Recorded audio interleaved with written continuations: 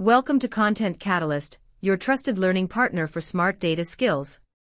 In today's video, we're diving into Power BI, one of the most powerful tools for data visualization and business intelligence. First up, Power BI for beginners.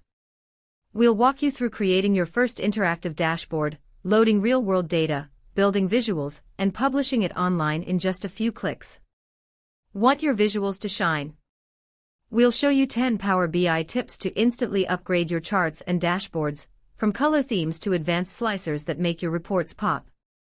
Next, let's save time with automation.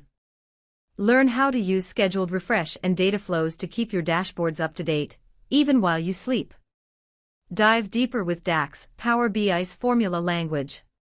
From custom calculations to business KPIs, DAX unlocks powerful insights hidden in your data. Finally, connect your world. We'll show you how to integrate Power BI with Excel, SQL Server, and cloud services like Azure or OneDrive, giving your reports richer, smarter data. Whether you're a student, analyst, or entrepreneur, this guide will help you build real, useful skills in Power BI. Don't forget to like, share, and subscribe to Content Catalyst for more powerful tech tutorials.